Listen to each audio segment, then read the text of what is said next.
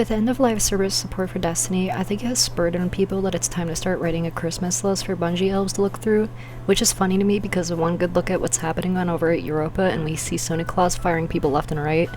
Like, yeah man, we are so getting Wrath of the Machine stealth patched wake up June 9th. Which my sources tell me that DMG outright addressed that and said no, we are not getting Wrath of the Machine in Destiny 2. And now we have people speculating that because he said in Destiny 2, that must mean we will be getting it in Destiny 3. Guys, come on, we're obviously getting it in Destiny Rising instead. Hey, a little birdie told me Red War is coming out of the content vault. Eyes up, retards. Another fun fan wish that is going to be shot dead June 9th is any hope for the Red subclass. I don't know how we haven't learned by now that 6 is truly afraid of 7. We're never getting a perfect light and dark symmetry. As much as I hope I'm wrong, I won't be holding my breath. The only positive takeaway from not getting that subclass for me is just knowing that anyone who was hoping for Eclipse energy, aka the Star Wars power, was teased or getting NTR'd. So with all that out of the way, I still have some questions about some things that may or may not have been answered from the TWID by now. But I'm gonna lay out fully everything that was running through my mind when we got the news. What are they going to do about holiday events and PvP events like Iron Banner or Trials? As far as I know with Destiny 1, there's 0 changes to the tower for holidays since they stopped updating the game, which is sad because PSO2 has been around since Rome and automatically cycles through holiday events. Now I understand fully that with Destiny, the events do come with some form of activity that they curate, but I really don't care about those. I just wanted to throw some snowballs and loot candy vans. Hey, throwback. And who even gave a fuck about those activities anyway? Most of those were just recycled lost sectors with candles. Hell, even Solstice was just throw balls at center ball.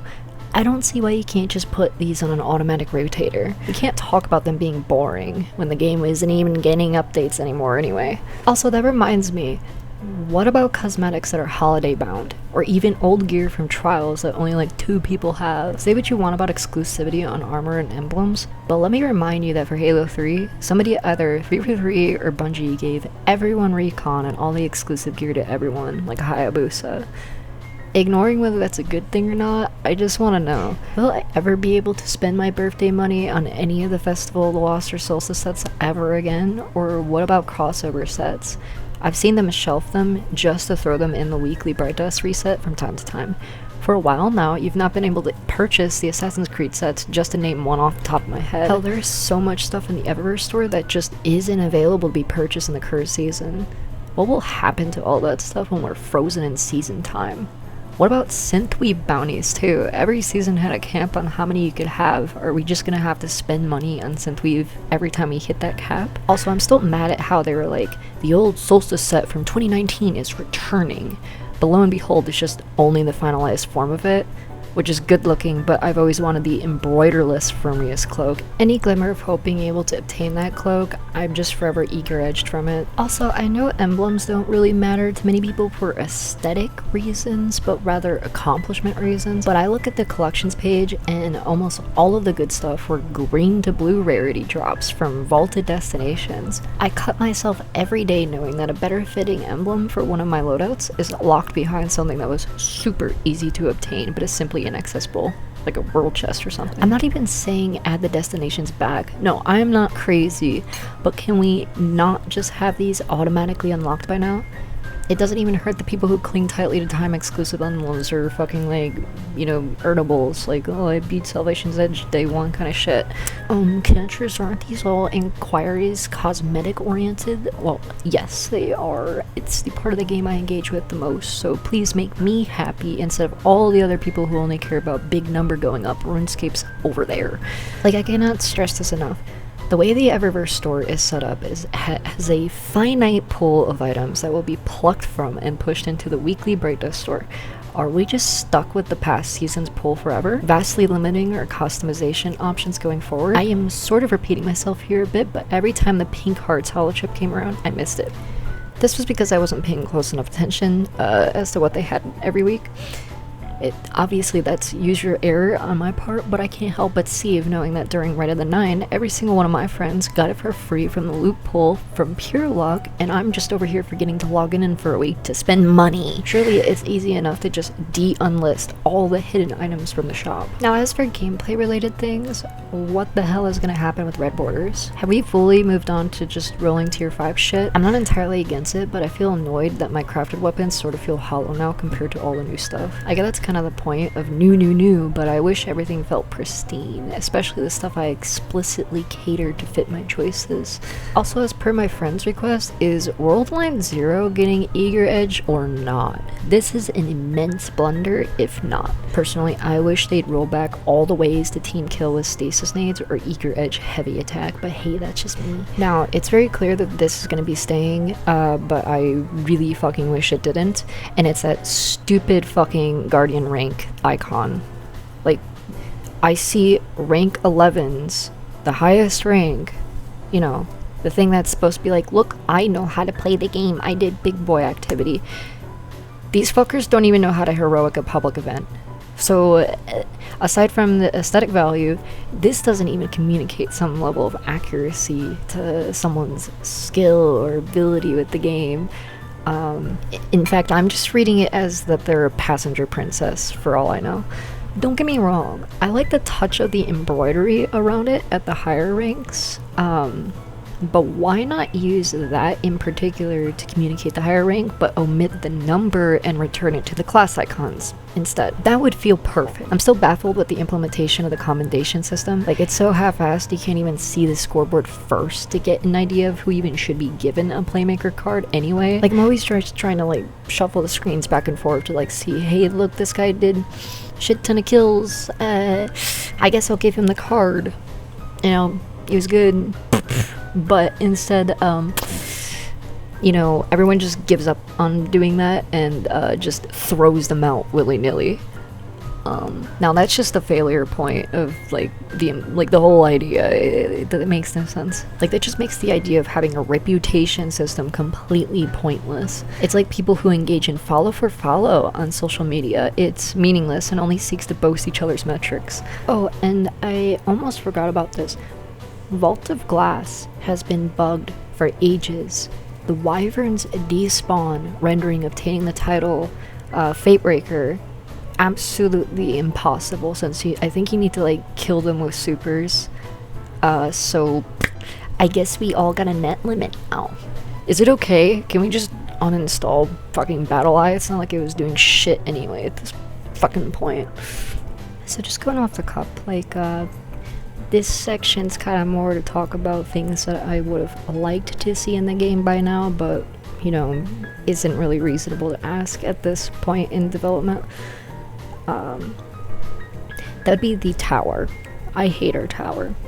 Like, Destiny 1's was perfect.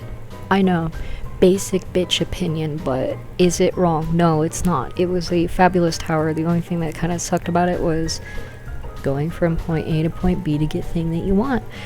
That's the issue with all social spaces, unfortunately. But at least the place looked good, whereas this just looks hacked together, which mostly was its intention. I mean, we lost the old one, so it had a new shitty one. But ignoring the tower, you know what I would have wanted more than a new tower or fresh tower or whatever the fuck? I want the farm. We had a new social space. It was the farm. It was in Red War. In fact, it's the only good thing that came out of Red War. I want it back. I don't care what the lore excuse was. Be like, yeah, it's gone. Because guess what? They're like, hey, Red War, the farm. Remember the farm? We're bringing it back. And oh, they brought it back. They brought it back in the form of holo projector. You go here and you talk to Marisol for like 2 seconds. She like yaps your ear off, and then you talk to Guy on FaceTime, and then you go back. That ain't bringing it back. How many times has Bungie done that too? They're like, oh, this, you know, Titan's coming back, and then it's just a fucking talk to NPC and leave place.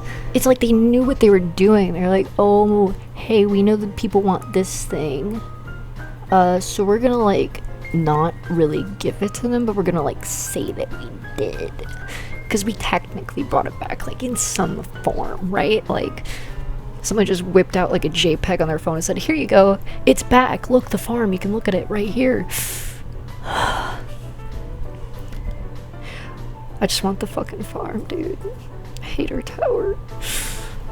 Oh, and random cosmetic bullshit we're never gonna get, the ability to change glows like per armor set, and to toggle between like the static like original glow that it had. Like say you had the solar set, you can have it maintain the pure solar color, or you can apply a shader to it.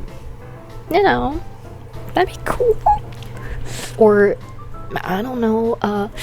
And then what are we doing about loadouts? Why aren't emblems and ship and Sparrow settings saved onto loadouts? I thought they said they were gonna do that, but they never did. I guess dim it is. Oh, and obviously I would have loved for them to bring back Titan. That's really the only one I cared about that they removed.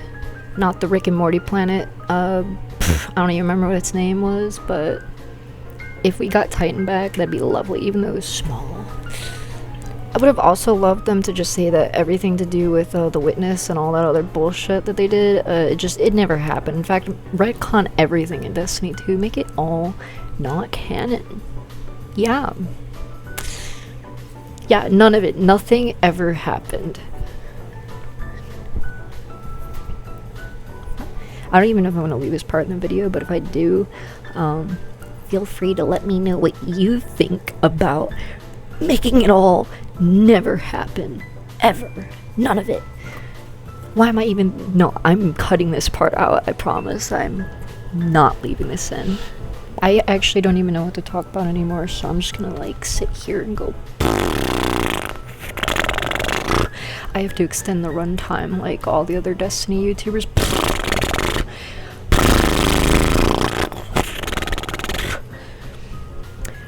God, I wish I was Datto so I could get away with this. Even though like my runtime, like my watch viewership, probably like the statistics gonna show that it dropped off within like the first like minute or two, because I'm not cool enough.